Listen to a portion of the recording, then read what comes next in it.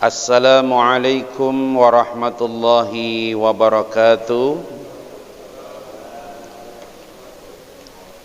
Alhamdulillahi rabbil alamin, wal aqibatu lil muttaqin, wala udwana illa 'alal zalimin.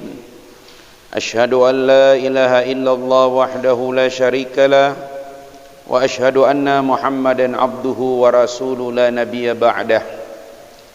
Allahumma fasalli wa sallim wa barik ala Muhammad wa ala alihi wa ashabihi wa ansarihi wa junudihi wa man tabi'ahum bi ihsan ila yaumil qiyamah wa ba'd. Wa qala ta'ala ya ayyuhalladzina amanu taqullaha haqqa tuqatih wa la tamutunna illa wa antum muslimun. Wa qala ta'ala ya ayyuhan nas ittaqu rabbakumul ladzi khalaqakum min nafsin wahidah wa khalaqa minha zawjaha wa bassa minhuma rijalan katsiran wa nisaa'a wattaqullaha alladzi tasaaluna bihi wal arham innallaha kana 'alaikum raqiba. Keluarga besar Masjid Jami' Raudatul Jannah yang sama-sama dicintai Allah, hari ini istimewa karena kita berada pada tanggal 1 Rabiul Awal. Tanggal 1 Rabiul Awal 1441 Hijriah. Insyaallah mudah-mudahan kita diberikan Allah perlindungan dan Allah tidak membiarkan kita hidup dengan pandemik yang masih berkepanjangan. Kita mohon pada Allah agar Allah tidak biarkan kita hidup dengan kesengsaraan yang berat. Dan kita bermohon kepada Allah, Allah tidak biarkan kita hidup dengan takdir yang tak baik. Sembari kita tetap harus optimis, hari ini akan lebih baik dari hari-hari kemarin. Insya Allah hari-hari esok akan lebih baik daripada hari ini. Badai pasti berlalu. Itu harus ada keyakinan seperti itu. Karena tidak boleh ada ucapan keluar dari mulut kita, Ustadz boro-boro bisa hidup aja udah syukur. Nggak boleh seperti itu. Semua orang harus punya keyakinan. Semua orang harus punya optimis. Apa itu? Bahwa Allah tidak memberikan ujian ini kecuali menjadi pelajaran bagi kita semua, insya Allah. Pada maghrib ini kita akan membahas salah satu dampak yang mulai mengancam kenyamanan hidup ya di tengah pandemik ini adalah bagaimana keluarga sudah mulai terjadi apa yang disebut dengan disharmoni. Maka kita akan coba membahas bagaimana mempertahankan harmoni keluarga di tengah pandemi. Harmoni itu bukan halte dekat Gajah Mada, bukan ya. Harmoni itu ya. Harmoni itu keseimbangan. Ya, keselarasan. Ya. Allah menciptakan seluruh alam ini dalam keadaan keseimbangan dan keselarasan. Likulli syai'in khalaqnahu zauzatan. Segala sesuatu kami ciptakan ini penuh dengan berpasang-pasangan, kesahajaan, harmoni. Enggak ada yang diciptakan tidak ada pasangan. Harmoni itu seperti orang berjalan pakai sandal dua. Kalau sandal tinggal satu, apa kata orang? Itu orang gile, masa pakai sandal satu? Enggak harmoni. Dan anehnya kalau kita lihat kita berjalan, harmoni itu apa? Enggak ada orang berjalan kanan dua-dua dengan kiri bareng-bareng. Enggak ada. Ini pelajaran bagi kita dalam hidup. Enggak selamanya harmoni semuanya maju bareng. Ya. Kadang ada yang maju, kadang ada yang mundur. Begitu tuh harmoni berjalanan. Nggak boleh semua dua-dua. Yang dua-dua itu bukan jalan, itu namanya pocong. Betul?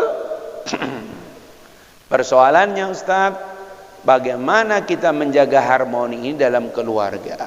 Kita akan mulai dulu Al-Quran surat At-Taubah ayat 71. At-Taubah ayat 71. Apa ini Ustaz At-Taubah ayat 71? Inilah yang Allah maksudkan dalam Al-Quran, bagaimana antara orang beriman laki dan orang beriman perempuan ya sama-sama saling sinkron. Ya, surat At-Taubah ayat 71 dibaca. Ayatnya dibaca terjemahannya. Yang lain nonton aja nih, yang lain ini, masya Allah. Gitu. Ambil terjemahannya, ambil. Mangga dek, baca dek. Soalnya isya kita nih jam 7 kurang soalnya ya, gitu. Ayo dek, mulai. Bismillah.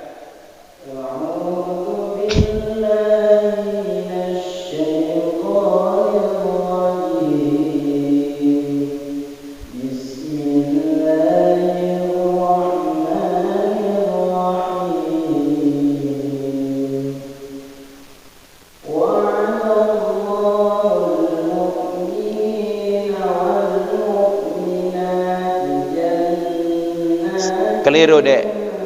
Surat At-Taubah ayat 71. Surat 9, betul? Al-mu'minuna wal mu'minat ba'duhum awliya'u ba'din. Itu tadi coba lihat 71 itu ujung 70. Ini latihan juga anak-anak kita untuk itu. Jadi 71 itu setelah 70 dek ya. Coba tambah satu. Baca. Ini sekaligus membiasakan adik itu tahu ayat 71. Kalau ayat 71 di Quran itu bukan dari 71. Kalau 71 kamu baca itu ayat 72. Ujung 70. Alif lam mim 1. Dzalikal kitabul la raiba fi 2. Jadi bukan 71 baru kamu baca, itu sudah 72 ya. Ayo baca lagi. Ayo pelan-pelan aja deh, anggaplah ini latihan ya gitu.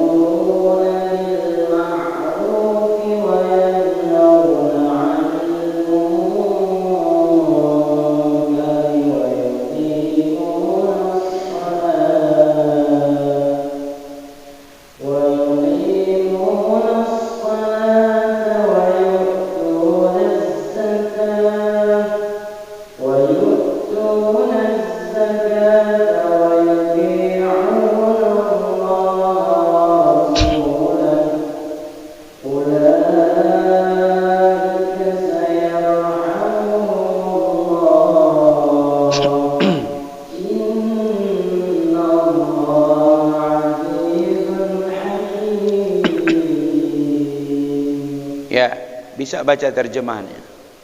Gantian baca terjemahan. Gitu. Tes bahasa Indonesianya bagus enggak? 71. Nah, ini kalau salah lagi keterlaluan ini.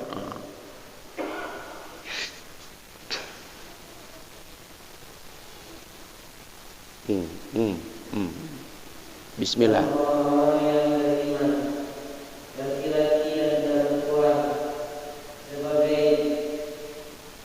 Sebagian mereka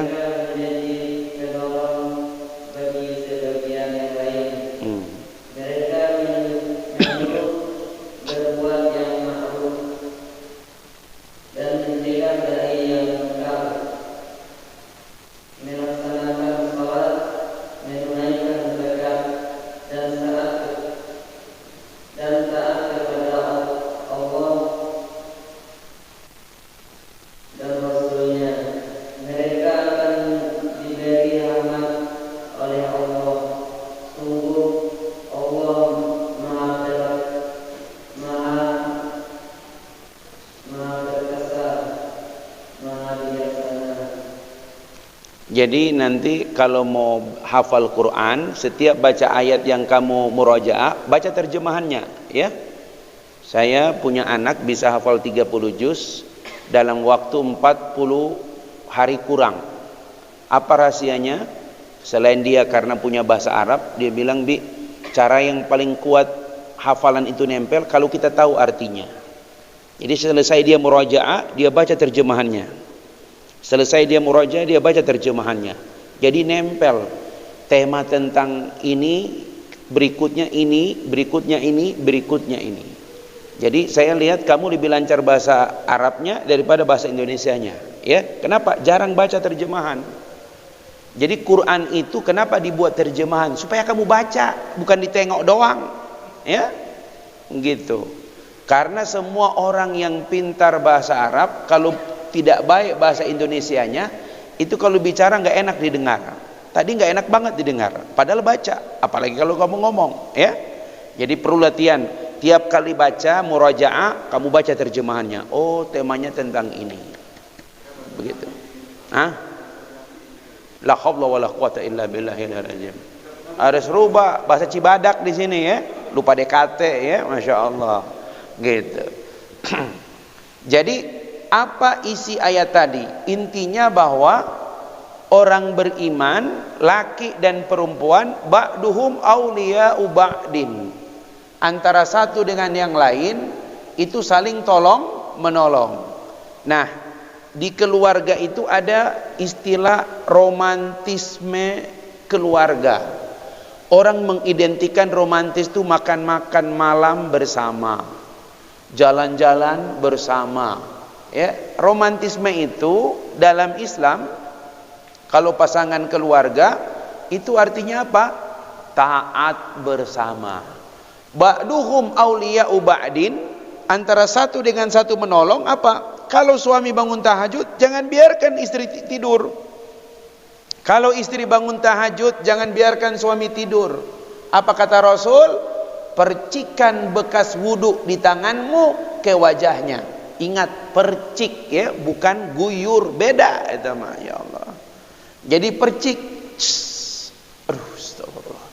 Ayah mau ikut tahajud? Ayo, Masya Allah. Baiklah, mama duluan ya, nanti habis subuh papa bangun. Masya Allah. Jadi ba'duhum awliya'u ba'din, antara satu menolong yang satu. Menolong itu bukan cuma apa? Bukan cuma meringankan beban pekerjaan, bukan cuma ikut nanganin anak-anak, bukan itu, tapi juga dalam bab ketaatan. Jangan sampai istri rajin tadarus, suami nanti Ramadan baru tadarus. Jangan sampai suami rajin tadarus, istri nanti Ramadan baru tadarus. Kalau perlu tahajud berjamaah, tadarus bareng. Itu yang disebut dengan romantis. Ada kebersamaan. Kenapa? Karena di dunia kita bersama dalam ketaatan, di akhirat insyaallah bersama di dalam surga Allah Subhanahu wa taala. Sekarang kita masuk pada bab apa yang merusak harmoni keluarga. Apa yang merusak romantisme keluarga. Anak-anak ya sudah mulai merasakan. Komentar sebagian anak-anak pada orang tua apa? Fenomena pandemik melahirkan cuma dua. Apa itu, Dek? Munculnya Fir'aun dan Fir'aunita. Masya Allah. Kalau Fir'aun bapaknya, ibunya Fir'aunita. Walaupun ibunya bukan ibu Anita. Ya, apa itu? Di rumah, kerjaan dari rumah, belajar dari rumah, hampir sebagian besar di rumah, nggak pernah diajak jalan-jalan. Ya, kenapa? Karena semua dibatasi, pandemik. Ya, boro-boro diajak jalan-jalan, apalagi diajak ke toko emas, nggak mungkin lah, Masya Allah. Nah, oleh karena itu, apa yang sering muncul? Ini yang kita akan bahas pada maghrib ini. Mudah-mudahan walaupun sedikit, tapi ada solusi untuk kita semua. Anak-anak juga harus berpartisipasi, ikut menenangkan kedua orang tua. Apa itu? Gangguan emosi di tengah pandemik. Ini yang paling mengganggu kebersamaan, harmoni keluarga. Ya, apa itu, Ustaz? Tidak ada yang lebih merusak persahabatan, kekeluargaan, kebaikan kecuali ketika orang itu apa? Menuruti amarah. Menuruti amarah. Saya sudah nanya pada anak saya, menurut kalian ayah gimana? Apa kata mereka? Beberapa bulan yang lalu, ayah mah nggak asyik. Kenapa dek? Ayah sekarang marah-marah. Nah, jadi mereka sudah mulai mengkritisi. Biasanya ayah mah apa-apa tenang aja. Sekarang apa marah? Sekarang apa marah? Akhirnya saya bilang, kenapa anak-anak jadi korban ya? Jadi sekarang ini siapa yang tidak mengalami masalah? Semua orang bermasalah. Ya, bermasalah. Nah, dampak dari masalah itu akhirnya melahirkan emosi yang mudah meletup. Sehingga bawaannya marah. Itulah sebabnya dalam hadis Arba'in nomor 16 ada hadis pendek. Ketika datang seorang kepada Nabi, ya Rasulullah, ausini ya Rasulullah. Ya Rasulullah, ausini ya Rasulullah. Faradda miraran, diulang-ulang. Apa kata Nabi? La taqdab, jangan kamu marah. Berulang-ulang dia minta nasihat kepada Nabi, tapi Nabi cuma menjawab dengan kalimat pendek, la taqdab, jangan kamu marah. Kenapa marah tidak boleh, Ustadz? Bukankah kalau tidak dicurahkan marah jadi penyakit? Saya mencari referensi dari mana ucapan itu. Kalau marah tidak dikeluarkan jadi penyakit. Ternyata tidak ada referensinya. Menurut psikologi itu nggak ada, Ustadz. Dalam agama justru kita disuruh menahan amarah. Quran surat Al-Imran 134. Tanda orang bertakwa yaitu yunfikuna fisarra wa darra, ringan dirinya untuk selalu berinfak dalam keadaan lapang maupun sempit, wal kadhiminal ghaiz, dan mampu menahan amarah, wal afina 'anin nas, dan memaafkan manusia. Artinya apa? Kalau Al-Qur'an saja menyuruh kita menahan amarah, berarti diksi yang mengatakan kalau amarah tidak disalurkan penyakit, itu tidak punya dalil. Bahkan kata dokter, harusnya orang itu bisa mengendalikan amarahnya. Nah, jadi apa yang kata Nabi la taqdab itu tidak sekedar perkataan. Karena dalam riwayat yang lain Nabi pernah mengatakan la taqdab walakal jannah, jangan kamu marah, kamu akan masuk surga. Berarti ada satu pintu surga yang paling gampang. Apa? Kendalikan emosi kita. Jadi kata ulama salaf, ya, kata ulama salaf, ini saya harus tulis biar kita semua punya referensi tentang betapa bahaya marah itu. Ya, apa kata ulama salaf? Ya, al-ghadabu, lihat. Marah itu kata ulama salaf, awaluhu junun wa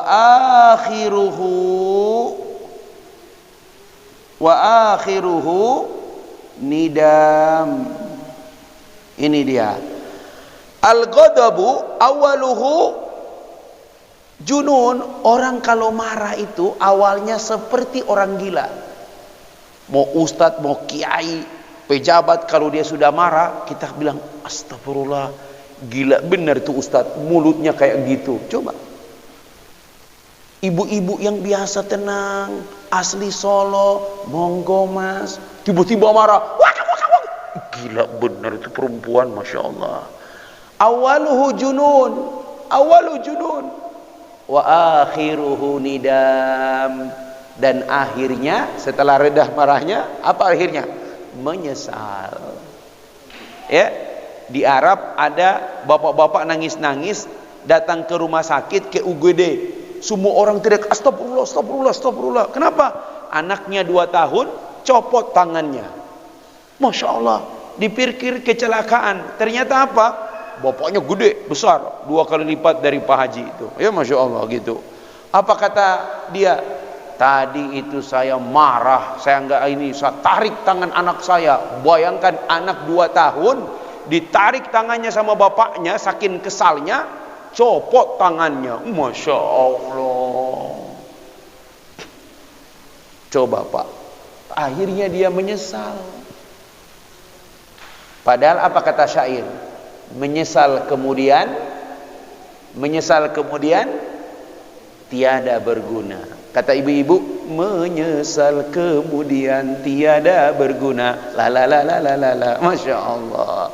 Makanya awaluhu junun. Orang marah itu awalnya junun. Apa itu junun? Kayak orang gila. Wa akhiruhu nidam. Di mazhab Hambali ada ulama di mazhab Hambali ada ulama sekaliber namanya Ibnu Mubarak. Kalau di mazhab Syafi'i ada Ibnu Zauzi. Terkenal ini ulama-ulama yang sangat wara, yang sangat takut kepada Allah. Semua orang kalau ada masalah datang minta didoakan, karena doanya hampir nggak diijabah oleh Allah. Dia menulis kitab yang sangat terkenal. Mudah-mudahan satu waktu kita bisa membahas kitab beliau ini. Namanya Kitab Juhud. Tapi 3 jilid kitab Juhud. Tapi menarik buku ini. Memang bagus dibahas di akhir-akhir Ramadan. Di bulan Ramadan ya. Bahkan menurut saya di tengah pandemik ini baca kitab Juhud itu luar biasa. Saya sudah pesan kitabnya dalam pekan-pekan ini katanya. Ustadz nanti kalau sudah ada kami kabarin ya. Apa kata Ibnu Mubarak ketika seluruh ulama datang kepadanya minta nasihat? Ya Ibnu Mubarak, ya Syekh, apa? Nasihatilah kami apa pokok kebaikan dalam agama ini?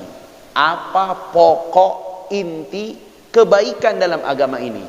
Apa kata beliau? Tarkul ghadabi. Apa itu? Tinggalkan amarah.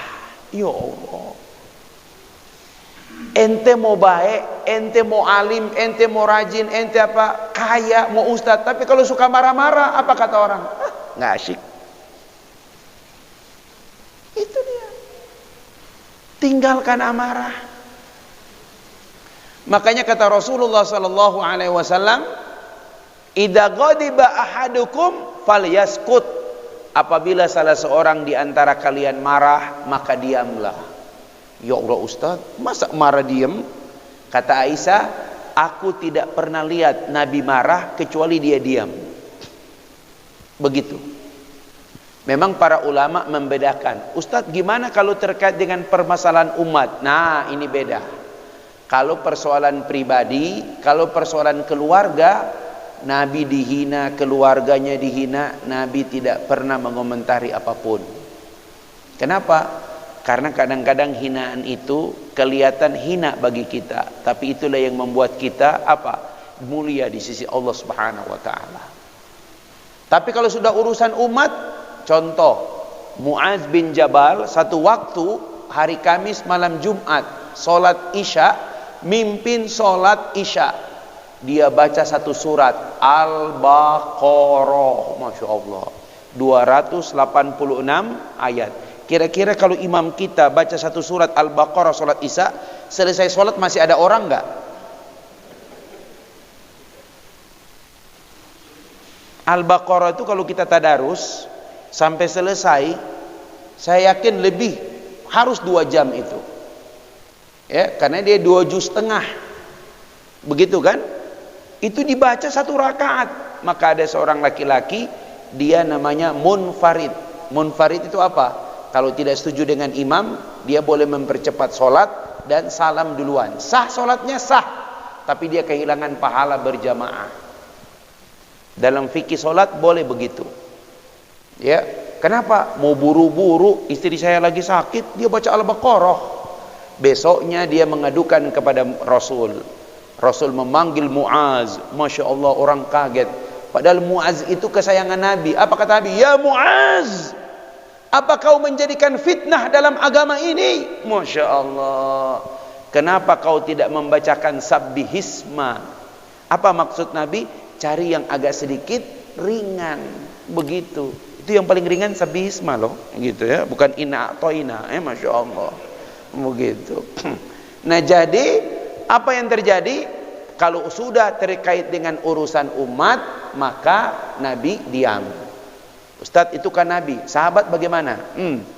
Abu Dzar Al-Ghifari ya, satu waktu datang menemui Amirul Mukminin, ketuk rumahnya, Assalamualaikum, nggak dibuka. Assalamualaikum, nggak dibuka.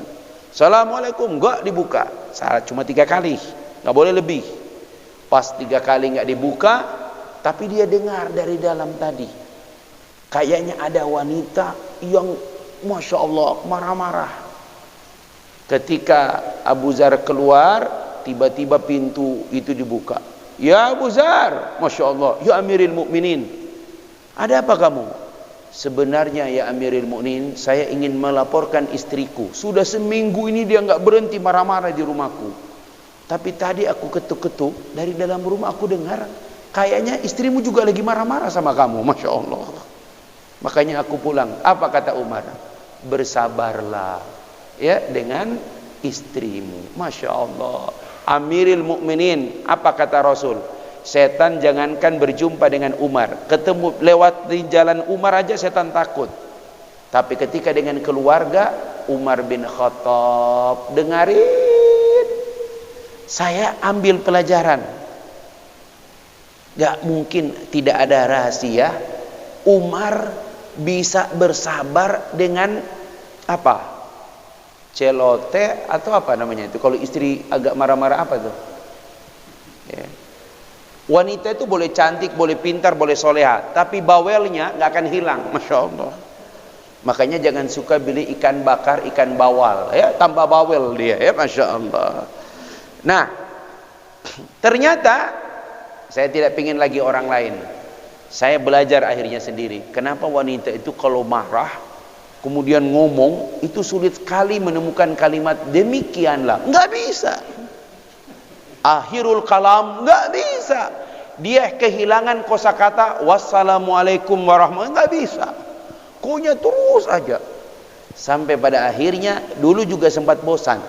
Sampai akhirnya saya kemudian pelan, saya lihat dari ujung kaki terus naik ke atas, lihat dari sini pindah ke sini. Akhirnya saya menemukan, ternyata wanita itu kalau lagi marah, cantiknya muncul. Cuma jangan beritahu dia, nanti besok marah-marah terus dia, ya. Oh ya Allah, inilah dia aslinya. Kenapa dia suka marah? Karena ketika wanita itu marah, dia mengeluarkan aurah kewanitaannya itu, masya Allah, luar.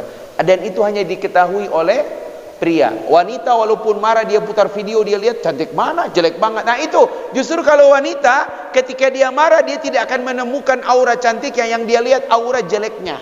Tapi kalau pria ketika wanita marah, yang dia lihat aura cantik istrinya.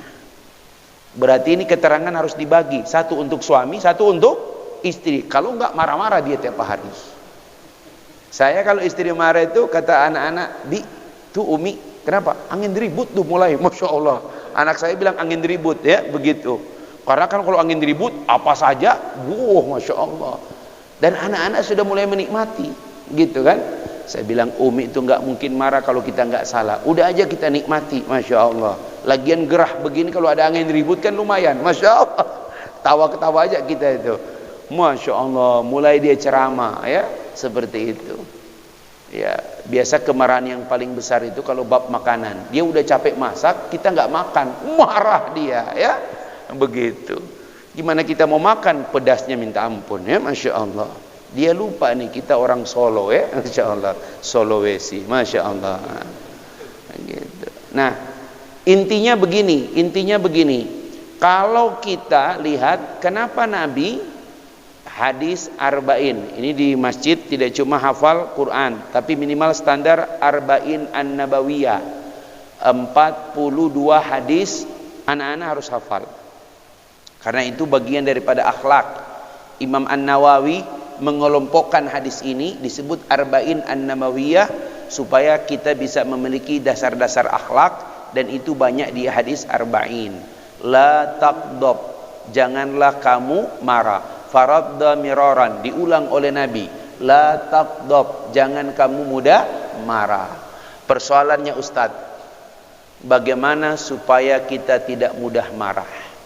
Satu, kata Nabi, ini memang butuh penelitian, tapi ternyata sejarah sudah membuktikan. Satu, suka berderma, suka berbagi dengan orang lain.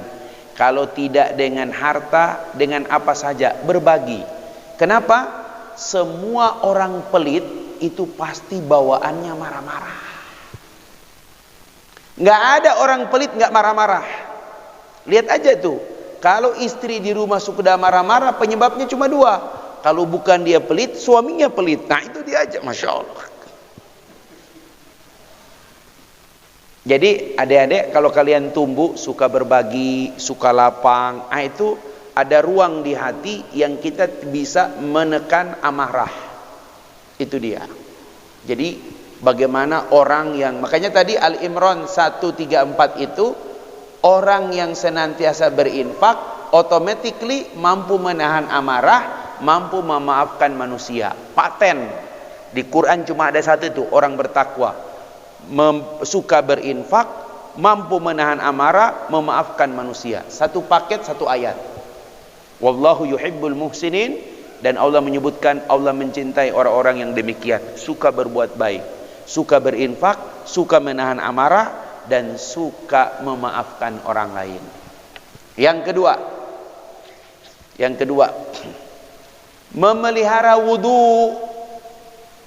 Al-ghadabu minasyaitan. Syaitan itu dari api, dan api itu dari syaitan dari api, dan api itu padam dengan air. Makanya di masa pandemik, kenapa kita disuruh 3 hal? Mencuci tangan. Mencuci tangan itu rugi, sekalian wudu. Karena wudu itu menahan amarah kita. Masya Allah. Kita kalau lagi wudu, nggak mungkin kita marah. Astagfirullah, masih ada wudu saya ini. Masya Allah. Itu dia. Saya ada ulama Bogor itu, salah satu kenapa dia karismatik, diberi nama abadi jalan Yasmin, Abdullah bin Nuh. Apa kata murid-muridnya? Kami tidak pernah melihat beliau batal kecuali berwudu, dan kami melihat kalau dia wudu dia sholat 2 rakaat. Masya Allah. Mengikuti wasilah apa? Bilal bin Rabah. Terompahnya sudah kedengaran di surga. Apa amalannya? Tidak pernah batal kecuali berwudu, dan tidak pernah berwudu kecuali sholat 2 rakaat. Dalam bab fikih disebut sholat sunnah mutlak, tidak pakai hari, tidak pakai waktu. Pokoknya selesai wudu, sholat 2 rakaat. Rakaat pertama Fatihah qul ya, rakaat kedua Fatihah qul hu. Sholat sunnah wudu cari hadisnya nggak ada, karena itu dilakukan oleh Bilal. Tapi karena Nabi mendiamkan, kenapa? Nabi mendiamkan, ya, tidak memprotes. Bahkan itu adalah jawaban ketika Nabi bertanya, aku mendengar terompahmu di surga, apa amalanmu? Ya Rasulullah, aku tidak pernah batal kecuali berwudu, dan aku tidak pernah berwudu kecuali sholat 2 rakaat. Mau pingin mudah hafal Quran, jangan batal wudu. Dan kalau pingin lagi, jangan wudu kecuali sholat 2 rakaat. Seperti itu. Jadi ini luar biasa. Yang ketiga, nah, Abdullah ibnu Mas'ud ini sahabat yang kalau Nabi ingin mendengarkan bacaan Quran dari orang lain, maka Rasul akan meminta Abdullah ibnu Mas'ud untuk membacakan ayat-ayat Al-Quran pada Rasulullah. Kata Abdullah ibnu Mas'ud, ya Rasul, bagaimana mungkin saya membacakan Al-Quran padahal Al-Quran diturunkan kepadamu? Kata Rasul, aku ingin mendengarkan darimu. Maka Abdullah ibnu Mas'ud membacakan ayat Al-Quran. Abdullah ibnu Mas'ud pernah meriwayatkan satu hadis, ya, dari Abdullah ibnu Mas'ud, qala Rasulullah SAW, dalam Sahih Ibn Hibban, Sahih At-Tirmidzi. 2 hadis ini dikategorikan oleh ulama hadis, termasuk Albani, ini hadis sahih, dan luar biasa hadis ini. Apa kata Rasulullah? Ala ukhbirukum, maukah kalian kukabarkan, man taharrumul nar, siapa orang yang api neraka mengharamkan baginya. Masya Allah, ada orang yang api neraka mengharamkan baginya. Api neraka tidak akan menyentuh mereka. Siapa mereka? Kata para sahabat, bala ya Rasul, kami mau ya Rasul. Siapa mereka itu? Satu, hayyinun. Hayyinun. Oh, ini tulis 4 golongan yang tidak disentuh oleh api neraka. Ya, 4 golongan. Ini dia. 1, hayyin. Hayyinun. Ya, 2, layyinun. Layyinun. 3, qaribun. Masya Allah, qaribun. 4, sahlun. Hayyin, orang-orang yang tenang. Itu 1. Layyin, santun. Masya Allah. Qarib, orang-orang yang apa? Dekat, ya. Tidak sombong. Dan yang keempat, orang-orang yang suka memudahkan, tidak menyulitkan. Inilah 4 golongan manusia. Coba lihat. Yang pertama hayyin, tenang. Makanya orang marah-marah nggak masuk golongan ini. Orangnya nggak suka temperamen. Ada apa-apa, bos, berantem yuk. Astagfirullahaladzim. Tenang. Ya, Rasulullah SAW itu orang yang paling hayyin, tenang. Umar itu setelah masuk Islam tenang. Ya, nggak resek. Ada suami kalau pulang ke rumah, anak jadi takut, bini jadi takut. Kenapa? Waduh, preman pulang. Masya Allah. Tenang. Pembawanya tenang. Makanya kalau ngaji dia, kalau ngaji, itu langsung duduk, sandar, tidur. Tenang. Masya Allah. Ya. Masya Allah, ya. Hati-hati, kadang-kadang tenang terus. Orang udah pulang sholat masih di masjid. Masya Allah. Hati-hati, ditenangkan oleh Allah. Makanya orang yang kembali kepada Allah itu, Allah panggil, ya ayyatuhan nafsul mutmainnah, wahai jiwa yang tenang. Masya Allah. Itu kalau ngaji tenang sambil nyandar, Masya Allah, tutup mata, merem, Masya Allah, tenang itu, Masya Allah Ustaz. Tenang yang begitu, Masya Allah.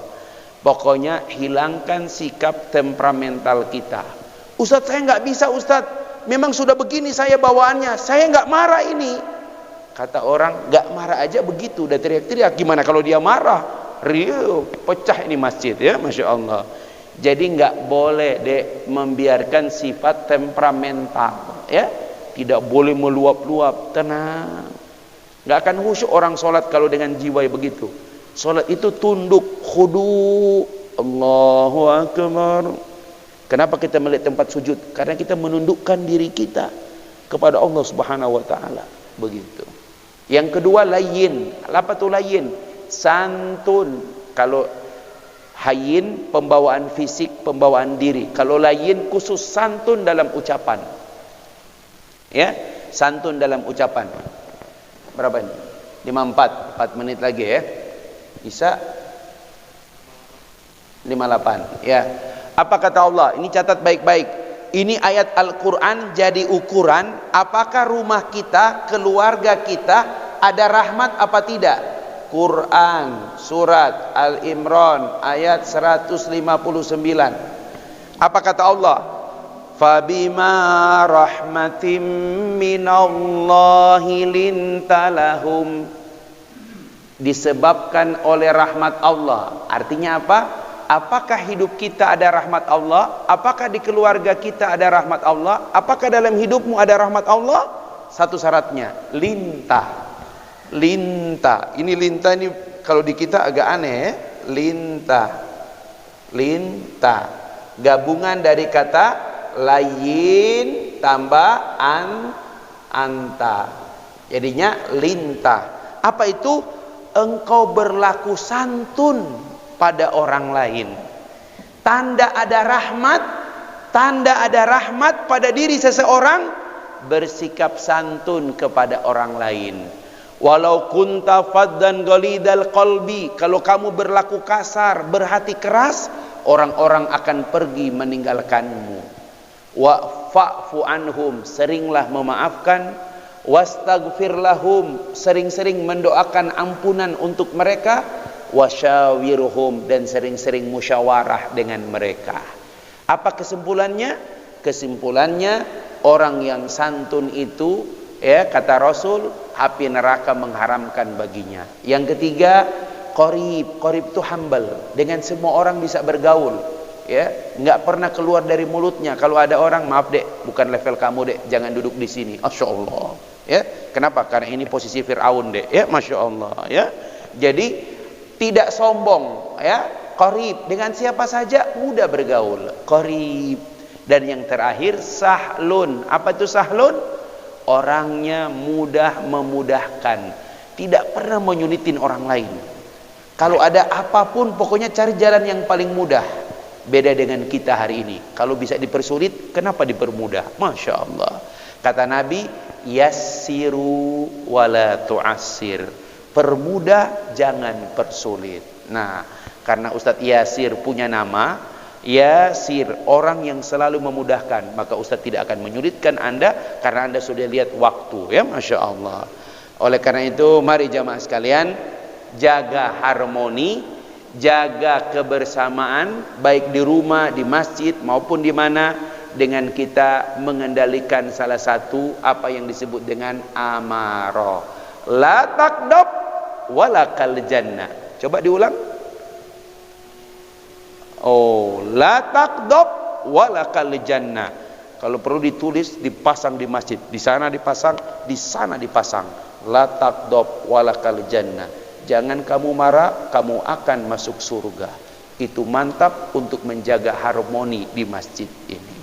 Semoga Allah merahmati kita, semoga Allah membimbing kita, dan Allah membebaskan kita dari pandemi yang masih berkepanjangan ini. Rabbana zalamna anfusana wa illam taghfir lana wa tarhamna lanakunanna minal khasirin. Allahumma inna na'udzubika minal baras wal junun wal juzam wa min sayil asqam wa min fitnah wal wabah wal bala.